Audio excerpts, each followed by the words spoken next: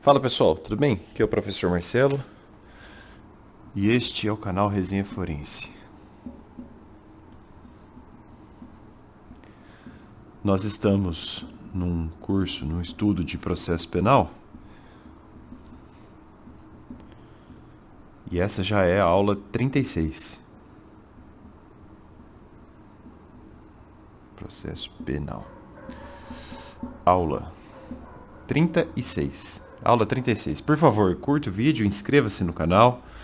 E se você quiser o material do curso, link na descrição do vídeo, tá? Este link te leva para um grupo e no grupo você consegue o PDF atualizado, sempre atualizado.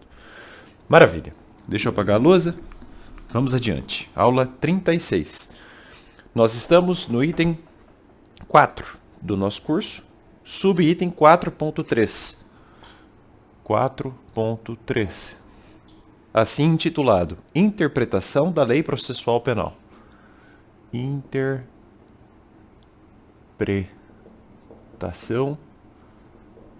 da Lei Processual. Interpretação da Lei Processual Penal. Interpretação da Lei Processual Penal. Ficou torto, mas tudo bem.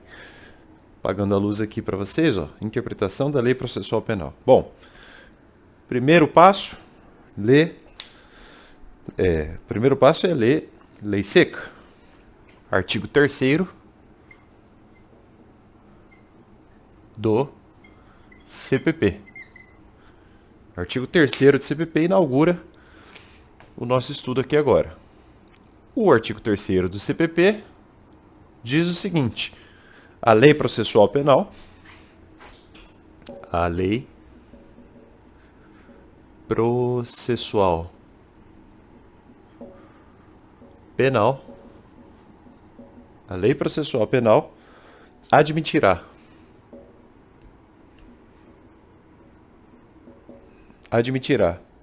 interpretação extensiva e aplicação analógica. A Lei Processual Penal admitirá a interpretação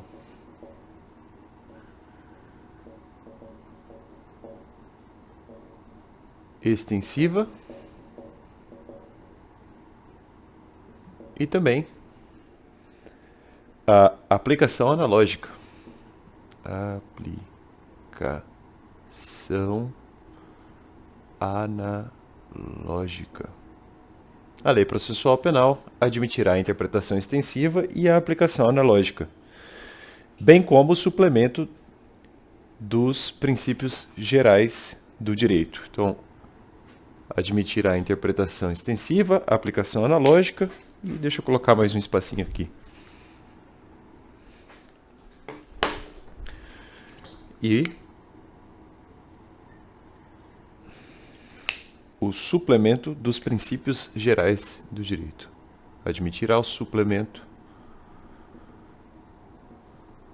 dos princípios gerais do direito. Aqui acaba sendo aquelas máximas latinas, né? Então, antes de a gente avançar, eu tenho que salientar, né? A gente tem uma marcante diferença do direito processual penal em relação ao direito penal material. No direito penal material, não se tolera analogia em malam partem e, ademais, não se admite, via de regra, interpretação extensiva que resulte na ampliação do sentido dos tipos penais incriminadores. A interpretação analógica, que é diferente, é outra coisa. Mas eu não vou estudar direito penal com vocês, eu estou estudando processo penal. Então vamos focar na interpretação da lei penal. Ou melhor, da lei processual penal. Bom, o que mais chama atenção aqui é a interpretação extensiva, né? Posta, eleita ali de forma muito solene, né, na lei. Quer dizer, das várias formas que a gente conhece de interpretação, justamente a extensiva, né, aparece aqui no artigo 3º do CPP. E é sobre isso que eu quero falar, porque é sobre isso que a doutrina acaba falando também bastante. Então, a interpretação extensiva, quando o intérprete compreende pelo contexto e por outros fatores. Então, vamos fazer um desenho, ó. Interpretação extensiva. Vou puxar uma seta aqui, ó. Então, o intérprete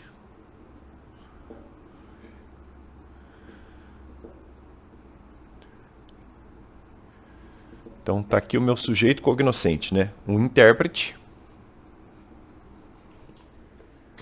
pelo contexto e outros fatores. Então ele está num contexto somado a outros fatores.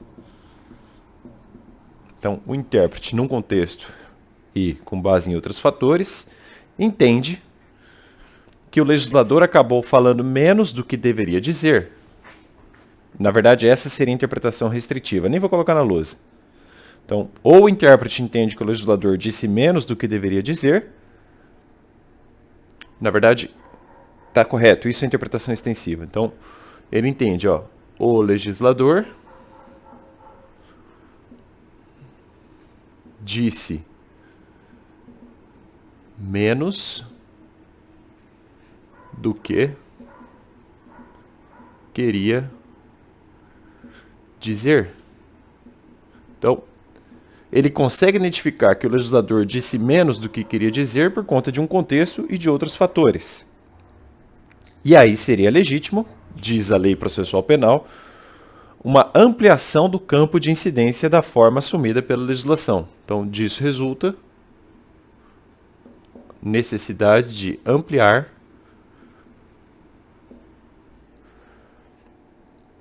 o campo de incidência normativa. Isso é uma interpretação. Não se confunde com analogia, né? Embora eu venha mostrar mais tarde que a jurisprudência acaba usando a aplicação analógica, interpretação extensiva meio que jogado assim. O próprio Bobbio, vou falar disso mais tarde, negava a diferença. Mas deixa eu mostrar aqui antes, né? Então, o intérprete, por um contexto e por outros fatores, identifica que o legislador, na verdade, disse menos do que seria necessário dizer e, de forma legítima, para dar coesão e racionalidade ao sistema, ele amplia o campo de incidência normativa. Tem exemplos disso no processo penal? Muitos, principalmente no cabimento do recurso em sentido estrito. O famoso rese, né? Rese com S mesmo. Já vou falar disso também. De acordo com Fernando da Costa Tourinho Filho, pode acontecer o contrário também, quando a lei é muito genérica, né? Plus dixit quam voluit, isto é, disse mais do que queria, procede ser uma interpretação restritiva. Não é o que a gente está estudando agora, a gente está estudando o fenômeno inverso, né? Se a lei minus dixit quam voluit, o legislador disse menos do que queria dizer, minus dixit quam voluit, torna-se necessário ampliar o seu alcance, atribuindo-se à norma um alcance menos amplo, ou melhor, mais amplo, né? Ampliar o seu alcance, porque aparentemente ela exclui relações desejadas. Fala-se então interpretação extensiva. Então o legislador vê que a lei está dizendo A e ele encontra ali um B e um C, para dar coesão ao sistema. Não é uma analogia. A interpretação extensiva, segundo Gustavo Henrique Badaró, é, na verdade, uma interpretação que produz resultado extensivo, pois uma determinada regra tem seu campo de incidência ampliado, quando empregando os métodos normais de interpretação, que são gramatical, lógico, histórico, etc., conclui-se que a norma tem um conteúdo mais amplo do que resultaria da simples aplicação do seu texto. Então, o Gustavo Henrique Badaró faz esse jogo, né? Quer dizer, na verdade, não é que a interpretação em si seja extensiva, o seu resultado é extensivo. Mas, enfim, não vamos passar muito do ponto aqui, não. Vamos aos exemplos, né? Então, um exemplo famoso de interpretação extensiva. Eu vou dar vários. Exemplo 1. Exemplo famoso de interpretação extensiva. Bom, envolve o famoso rese. Com S mesmo, tá? Recurso em sentido estrito. Todo mundo abrevia assim, rese. É pacífico que cabe rese contra a decisão de indeferimento de algumas cautelares pessoais diversas da prisão que estão lá no 319. Então, ó, cabe reze contra decisão, indeferimento,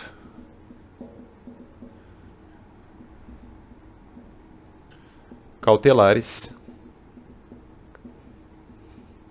artigo 319. A gente vai estudar cautelares num outro momento do curso. Aliás, o próprio reze será estudado posteriormente, tá? Em tutela recursal. Então, o artigo 581 do CPP, que trata do reze, que arrola os casos, né? E é um rol taxativo. O artigo 581 do CPP traz o rol de cabimento deste recurso, do reze. Mas as cautelares diversas da prisão, que estão no 319, surgiram no Código somente em 2011. Bom, quando a legislação foi feita, não era o legislador capaz de antever essa possibilidade que só veio em 2011. Então, o intérprete, considerado esse contexto e outros fatores, entende, olha, aqui o legislador disse menos do que na verdade queria dizer para esse caso. Então ele amplia o campo de incidência normativa e cabe reze nesses casos aqui, por uma interpretação extensiva do rol do reze. O rol é taxativo, mas a sua interpretação é extensiva. Tá? É óbvio que o 581 não vai ter essa previsão, porque quando o código foi feito lá em 1900 e cacetada, 1940 e tantos, não havia cautelar diversa da prisão, como há hoje. Certo? Então, pelas vias da interpretação extensiva é que se diz que cabe reze contra a decisão de indeferimento de uma cautelar contida no artigo 319. Indeferimento. Ampliando-se assim o alcance do 581, inciso 5. Então, o que ganha uma interpretação extensiva aqui é o inciso 5. Para alcançar e adaptar o sistema não só às mudanças de 2011, mas também para dar uma coesão e uma racionalidade maior para o sistema. Então, cabe reze contra a prisão preventiva, segundo o inciso 5. E a prisão preventiva tem natureza de cautelaridade, né? Então, se cabe contra a prisão preventiva, que é uma cautelar, então tem que caber reze contra uma cautelar diversa da prisão, o indeferimento, né, no caso. Certo? E aqui, claro, é o indeferimento da prisão preventiva também. Tá aí. Esse caso é bem famoso. É uma interpretação muito tranquila e pacífica. E se for deferimento? Salvo engano, cabe habeas corpus, mas aí não é recurso. É outra coisa. É uma ação, tá? Outro caso citado em doutrina, vamos ao exemplo 2. Deixa eu apagar aqui. Exemplo 2. Esse também é bem famoso. Outro caso citado em doutrina envolve o artigo 33 do CPP.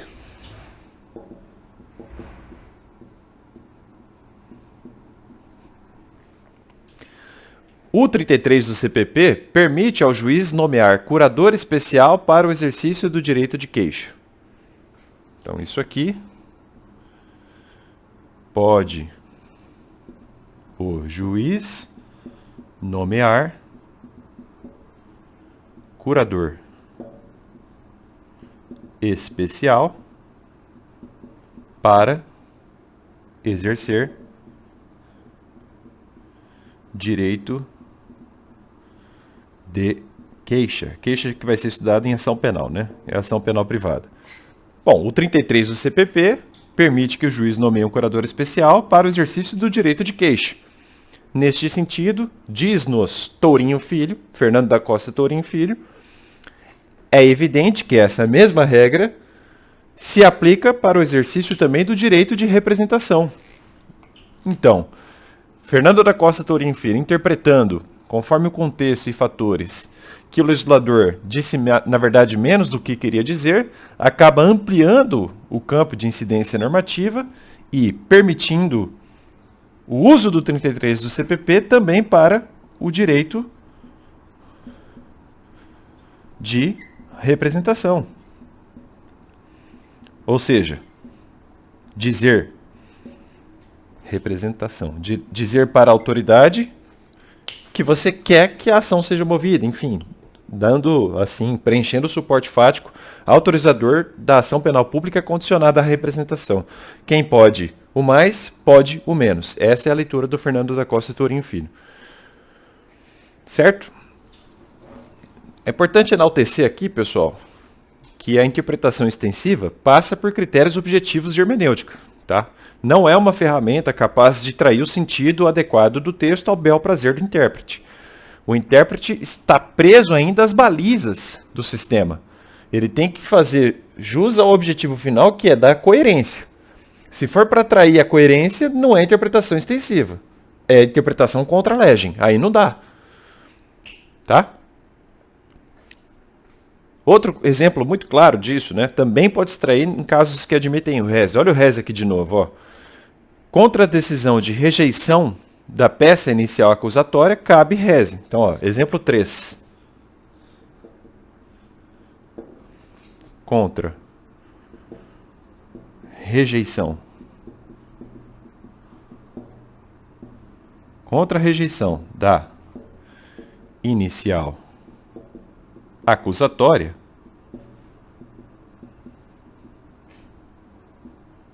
contra a rejeição da denúncia ou da queixa, cabe recurso em sentido estrito, o famoso rese. É o artigo 581, inciso 1º do CPP. Artigo 581, inciso 1º do CPP. Bom, a lei nada diz sobre o recebimento da inicial acusatória. A lei nada diz sobre o recebimento da inicial acusatória. Só que, quando o Código foi feito, em 1941, o legislador podia antever essa situação de o recebimento da inicial acusatória ser ou não tutelável pelas vias de um recurso em sentido estrito, ou seja, pelo rese. Então, como a lei nada fala sobre o recebimento da inicial acusatória, não é possível rese contra o recebimento da inicial acusatória, porque o intérprete aqui tem de considerar o contexto e outros fatores. Ele tem de considerar que lá em 1941 o legislador tinha condições de antever essa situação. Então, o legislador não quis que coubesse rese, então não cabe rese contra a decisão que recebe a inicial acusatória. Não é possível interpretação extensiva nesse caso, portanto. Não cabe rese contra a decisão que simplesmente recebe a denúncia. Essa decisão é irrecorrível. Cabe em tese HC. Então, ó, não cabe rese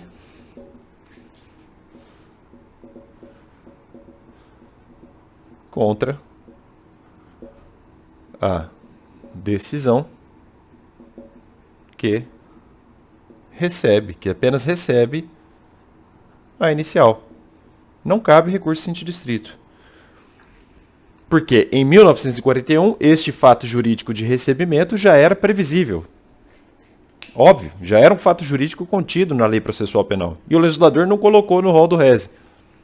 Então o intérprete aqui tem de considerar esse contexto e ele vai dizer, na verdade, o legislador disse exatamente o que ele queria, que não cabe rese contra a decisão que apenas recebe a inicial. A gente vai estudar tutela processual penal, ou melhor, tutela recursal do processo penal depois, mas a questão do cabimento do rese é assim, o locus prodígio dessa discussão, tá? Para interpretações extensivas. Aqui eu dei um exemplo de onde não cabe rese, mas eu posso dar mais exemplos de onde cabe rese, né? O rol do 581 é taxativo e comporta, como já lhes disse, uma interpretação extensiva. Exemplo elucidativo, acho que já é o exemplo 4. Vamos lá, eu perdi as contas aqui. Exemplo 4. Se eu errar, perdão. Tendo a lei previsto o cabimento do recurso em caso de rejeição da denúncia ou queixa, como eu já lhes disse, cabe rese contra a rejeição da inicial, da denúncia ou da queixa, certo? A lei prevê isso. Bom, com maior razão, aceita-se a interposição do rese no caso de uma rejeição do aditamento da denúncia ou da queixa. Então, ó, cabe rese contra rejeição do aditamento. Alguém poderia dizer, mas o legislador podia prever isso. Sim, mas nesse caso específico, vamos combinar, né? Se você não diz que cabe rese aqui, você trai a lógica do sistema, porque a rejeição do aditamento é uma rejeição da inicial. Eu acho até que nem é uma interpretação extensiva, é mera interpretação literal, ou lógica, né? Então, o fundamental, de qualquer modo, é saber se tem ou não omissão involuntária do legislador nesses casos. Então a gente pode pensar assim, quando o legislador escreveu o 581, não é que ele não tenha pensado na hipótese de rejeição do aditamento da inicial acusatória, mas não foi uma omissão deliberada, porque se alguém falasse lá no Congresso, opa, faltou tal coisa aí, vai, coloca aí então. Mas o sentido fica bem claro para o intérprete. A omissão deliberada de um determinado sentido é que afasta a possibilidade da interpretação extensiva. Tá? Mais um exemplo, ó. Exemplo 4. Ou melhor, exemplo 5, né? De novo envolvendo o rese, ó. É cabível recurso em sentido estrito? Exemplo 5. Cabe rese. Cabe recurso em sentido estrito para impugnar decisão que indefere produção antecipada de prova. Então, cabe rese contra indeferimento de PAP, vou colocar, produção antecipada de prova, nas hipóteses do artigo 366 do CPP. A gente vai estudar procedimento depois, mas o 366 é aquele que fala da suspensão do processo e da possibilidade de o juiz ordenar provas antecipadas e urgentes, no caso da revelia, né? Então, a interpretação extensiva aqui recai sobre o inciso 16 do 581 do CPP. Então, artigo 581, inciso 16. Se vocês abrirem o código, vocês vão ver que o 581.16 prevê rese contra a decisão que ordena a suspensão do processo em virtude de questão prejudicial.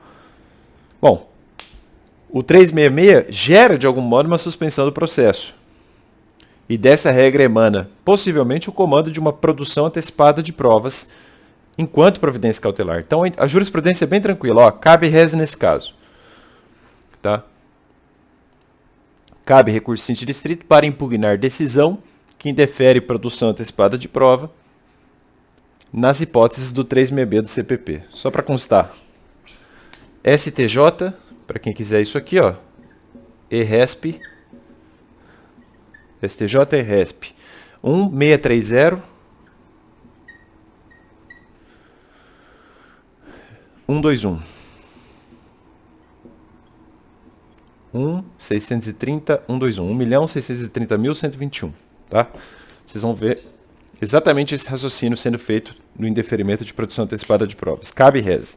É uma interpretação ampliativa, extensiva, do 581, inciso 16 do CPP, que fala da suspensão processual apenas, né, em virtude de uma questão prejudicial. A jurisprudência diz, não é só apenas da prejudicial, também uma suspensão ligada ao indeferimento da produção antecipada de provas, dizendo, no caso do 366, que envolve uma suspensão processual também. E mais outro exemplo, ó, esse foi o 5, agora eu vou dar o 6. Só um ponto, eu falo que a jurisprudência é pacífica aqui, tá? Só que ela não se acerta com a nomenclatura, eu vou mostrar agora, né? Às vezes ela fala em aplicação analógica, mas é uma interpretação, ou o contrário. Quer dizer, é assim, ó, é para caber rese, nesse caso aqui. Mas ela se confunde um pouquinho na argumentação, tá? Exemplo 6, já? Vamos lá. Exemplo 6. O rol do rese traz possibilidade de interposição deste recurso quando o juiz conceder, negar ou revogar o sursi, né? Então, o artigo 581, inciso 11, permite rese contra a decisão que concede, nega ou revoga. Concede, nega, revoga. A lei fala em suspensão condicional da pena. É o sursi, né? Então, cabe reze contra a decisão que concede, nega ou revoga o sursi. Bom, o assunto chegou no STJ. E, embora o STJ fale em aplicação analógica, e me parece uma interpretação, enfim. Então, ó, o STJ, no recurso especial, RESP 601.924, o STJ, no RESP 601.924, decidiu o seguinte: também cabe reze contra a decisão envolvendo a suspensão condicional do processo. Então, ó, cabe reze no caso de suspensão condicional do processo. Nossa, não é a mesma coisa, Marcelo? Não. Suspensão condicional da pena é o sursi. Suspensão condicional do processo é outro instituto da Lei 9.099, por exemplo. Alguns falam sursi processual, não gosto desse nome. É suspensão condicional do processo. São coisas diferentes, mas o STJ, sendo o intérprete, considerando o contexto e outros fatores, disse que o legislador aqui disse menos do que queria dizer. Tanto que quando o código foi feito, não existia entre nós suspensão condicional do processo. Isso foi criado pela Lei 9.099 em 1995. Então, seria possível aplicar este raciocínio também à suspensão condicional do processo. Só que se vocês abrirem a ementa desse caso aqui, vocês vão ver o uso dos vocábulos aplicação analógica, né? Agora, se é aplicação analógica, é analogia, ou seja, forma de autointegração, e não forma de efetiva interpretação, como disse Fernando Capês, né? De acordo com Roberto Lira Filho, citando Ranieri, a interpretação extensiva não se confunde com a analogia. Então, interpretação extensiva e aplicação analógica são coisas diferentes. Diz Lira Filho o seguinte: tomando-se uma hipótese em abstrato ou um caso concreto, que é a espécie, para verificar se é possível enquadrá-los na previsão legal, muitas vezes a reconstrução da vontade da lei exige a superação de inexatas formulações, que os abrangem, embora pareçam excluídos. Trata-se de lacuna aparente, que a interpretação extensiva da norma pode superar.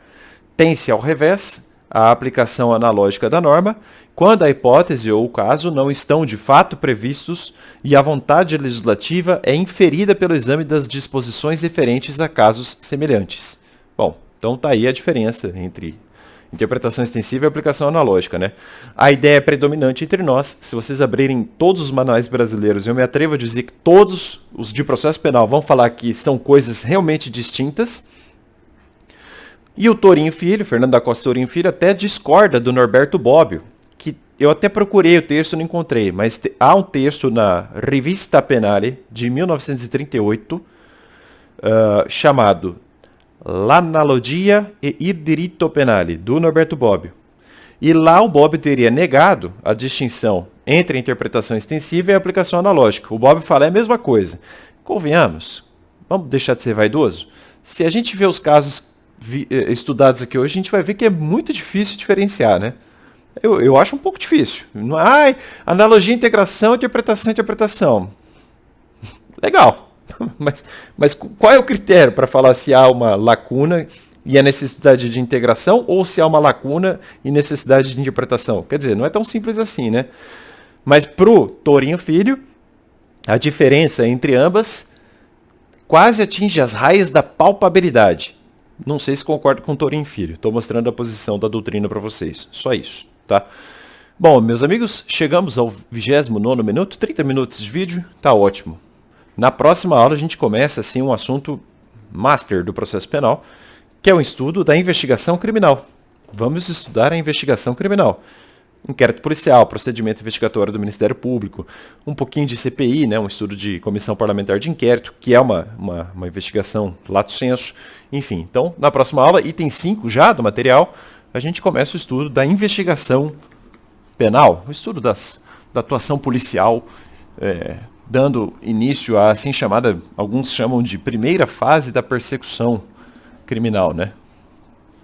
Um tanto interessante, assunto muito interessante, muito prático, muito importante. E, assim, inquérito policial é algo que está na vida aí de todo estagiário de uma vara criminal, né? Um assunto importantíssimo, o estagiário de MP também lida muito com inquérito, polícia civis, obviamente. Mas isso é um assunto para a próxima aula. Um abraço e até mais. Tchau, tchau.